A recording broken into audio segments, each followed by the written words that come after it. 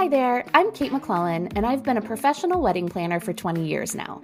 I started Planning Collective when I noticed that though most couples are super excited about being engaged, they quickly feel overwhelmed and intimidated by the actual process of planning a wedding.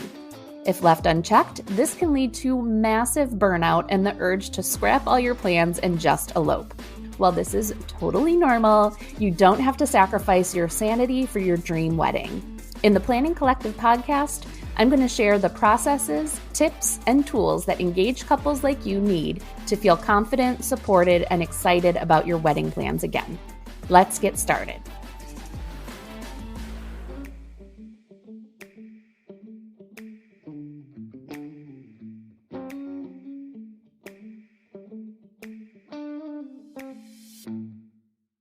Hey there, before we get into the episode, I have a quick question for you. Have you been unsuccessfully trying to shake that feeling that you're forgetting something when it comes to your wedding? You've got the Knot app and you've downloaded countless other planning checklists, but you just can't get rid of that sneaking suspicion that there's something you don't know yet. It's a very common feeling when it comes to wedding planning, so much so that I decided to put together a free resource to help get rid of FOMO, or what I call the fear of wedding oversight. Yes, it does include that 12-month task checklist, but that's just the start. In addition to the ultimate wedding planning checklist, my new Don't Forget list also includes a wedding vendor checklist, your shopping list, a packing list, and a complete wedding item setup list to make sure that you are truly not forgetting anything when it comes to your wedding. And you heard me right. This list is free for you to grab right now. Just head over to planningcollective.com/forgetting and it's all yours. That's planningcollective.com/FORGETTING and let's get rid of that FOMO together. All right, on to the episode. Hey guys, Kate here. Welcome back to another episode of the Wedding Planning Collective podcast. For today's episode, I want to switch things up a bit. Most of my episodes begin with some version of me saying, I get this question a lot, or I see this posted a ton. But today, I want to talk about something that I actually don't see discussed much, and that's your wedding layout or floor plan. The terms are really interchangeable, layouts and floor plans. I'm in the habit of saying layouts, but you may find your venue or vendor say floor plan. Just know that we're talking about the same thing here. Now, I'll admit it may not be the most exciting component of wedding planning, but it is definitely one of the most important. Not having an accurate layout can lead to a lot of chaos on the wedding day, and we know that we want to avoid that.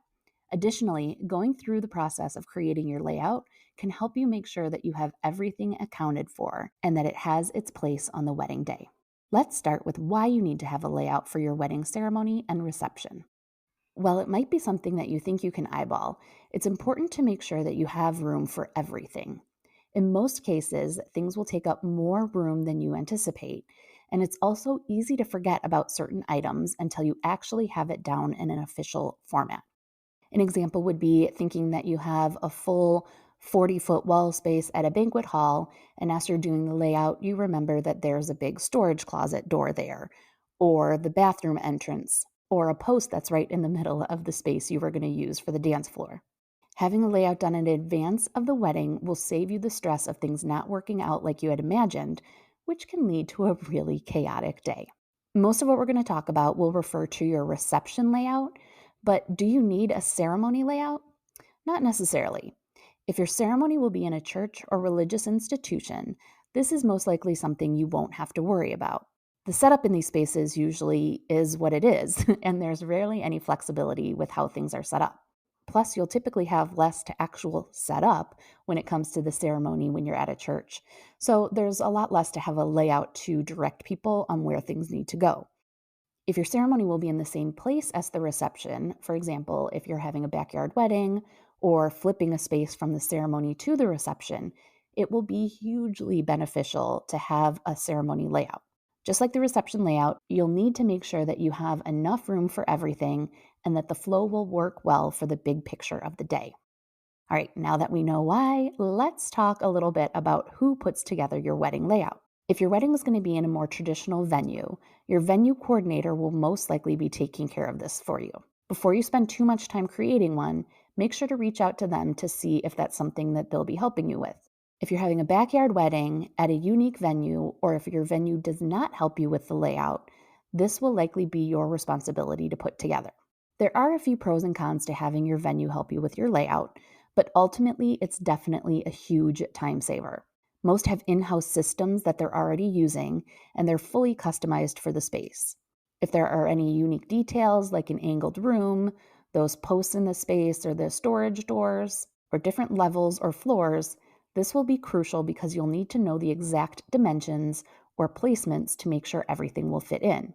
The venue coordinator will also know the layouts that work best with their space, and they can recommend potential options that you may not have considered.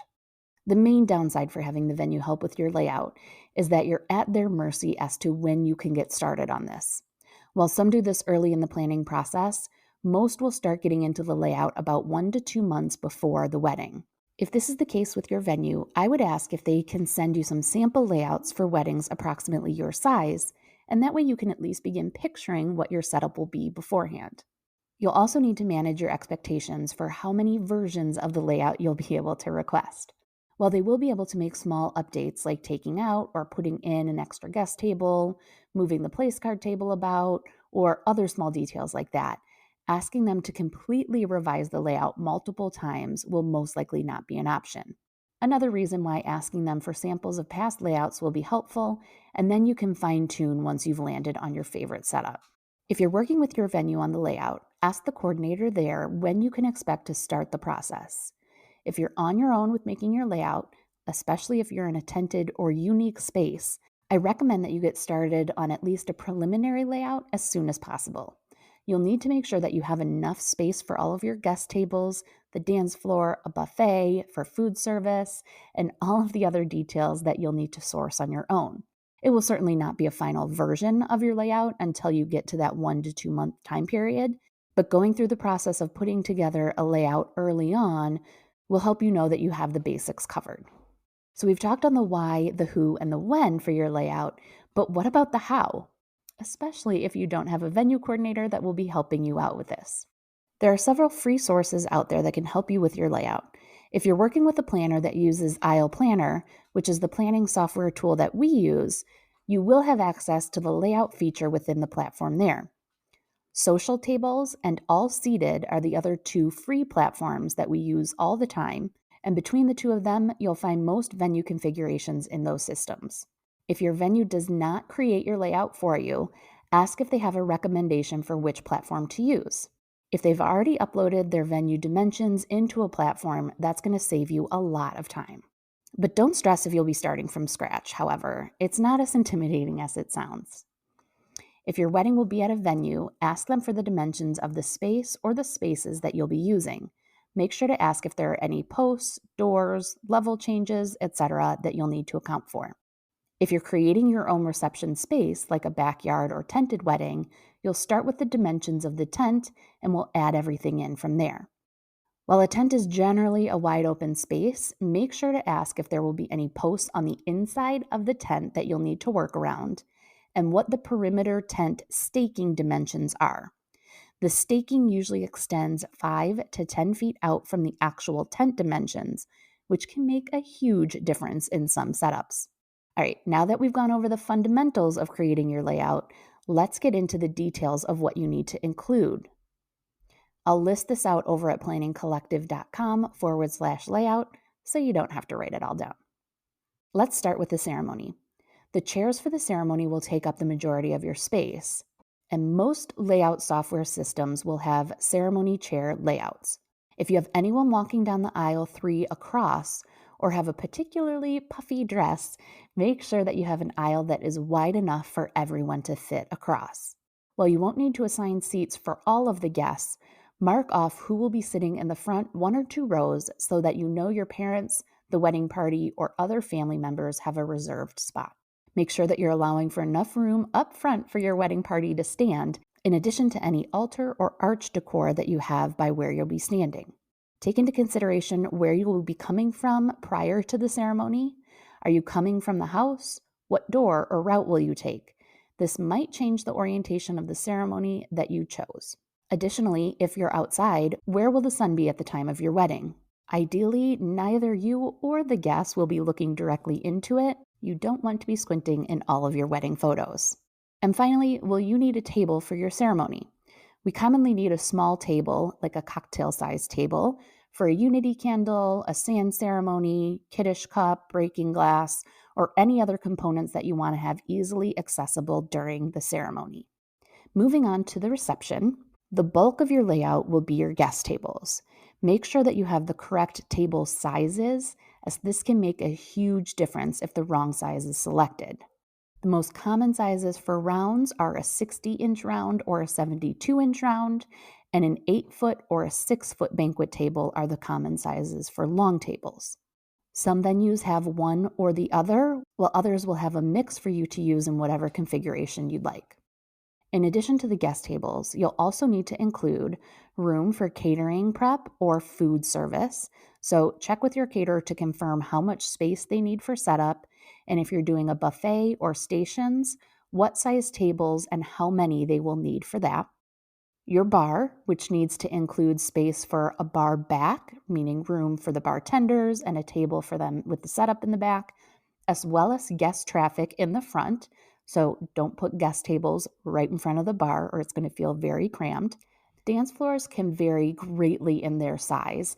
I would say commonly anywhere from a 12 by 12 all the way to a 30 by 30 is in the typical range, depending on your guest count. Keep in mind too, you don't need to actually rent a dance floor in some spaces. You just want to have a space that is open enough with the existing floor to have room for dancing. A card and gift table, a place card table or a seating chart, a coffee or water station, cake or dessert table, the DJ table or a stage for your band, and make sure that they are also by electrical access. Cocktail tables for both cocktail hour, and you might want to put a couple around the dance floor for guests to set their drinks down on.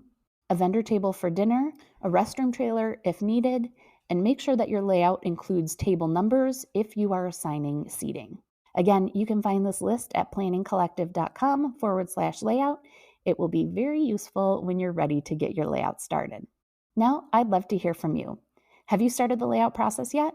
Head over to the Wedding Planning Collective Facebook group and let me know what platform you're using. And if you found this episode helpful, please take a minute to rate and review. It would mean the world to me, and it will help other couples get the wedding planning tips they need. Thank you so much, and I will see you in the next episode.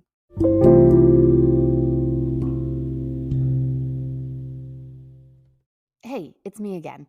Have you been feeling overwhelmed by the daunting task of planning your dream wedding? Well, I'd like to introduce you to the Planning Collective membership, the new solution to a stress-free wedding planning experience. Imagine for a second having access to the expert guidance, personalized support, and a community of like-minded couples all dedicated to making your wedding dreams a reality. With our membership, you'll gain exclusive access to invaluable resources, including budgeting tools, customizable planning timelines, wedding planning templates, and insider tips from industry professionals.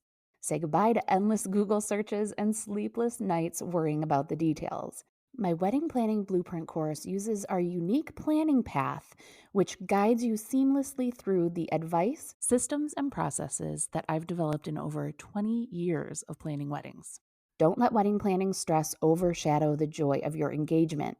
Join the Planning Collective membership today and take the first step towards the wedding of your dreams.